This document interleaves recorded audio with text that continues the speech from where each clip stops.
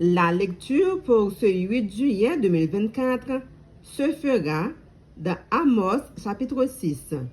Amos 6. Je lis pour vous. Malheur à ceux qui vivent tranquilles dans Sion et en sécurité sur la montagne de Samarie, à ces grands de la première des nations, auprès desquels va la maison d'Israël. Passez à Calné et voyez. Allez de là jusqu'à Hamath la grande et descendez à Gath chez les Philistins. Ces villes sont-elles plus prospères que vos deux royaumes?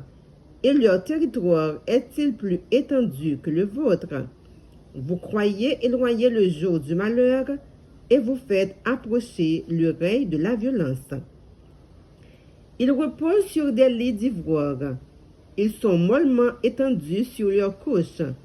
Ils mangent les agneaux du troupeau, les veaux mis à l'engrais.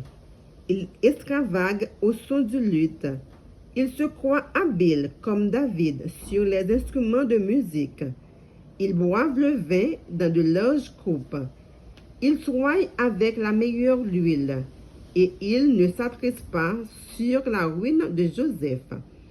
C'est pourquoi ils seront emmenés à la tête des captifs, et les cris de joie de ces voluptueux cesseront.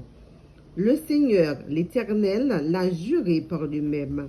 L'Éternel, le Dieu des armées, a dit: j'ai en horreur l'orgueil de Jacob, et je hais ses palais. Je livrerai la ville et tout ce qu'elle renferme. Et s'il reste 10 hommes dans une maison, ils mourront.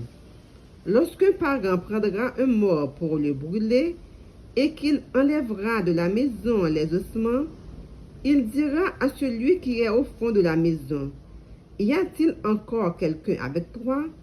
Et cet homme répondra: personne. Et l'autre dira: silence. Ce n'est pas le moment de prononcer le nom de l'Éternel, car voici, l'Éternel ordonne: il fera tomber en ruine la grande maison, et en débris la petite maison. Est-ce que les chevaux courent sur un rocher?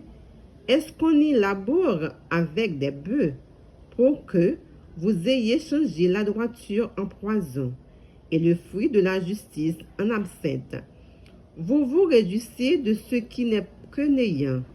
Vous dites: n'est-ce pas notre force que nous avons acquis de la puissance? C'est pourquoi, voici, je ferai lever contre vous, maison d'Israël, dit l'Éternel, le Dieu des armées, une nation qui vous opprimera depuis l'entrée de Hamath jusqu'au torrent du désert. Parole du Seigneur. Amen.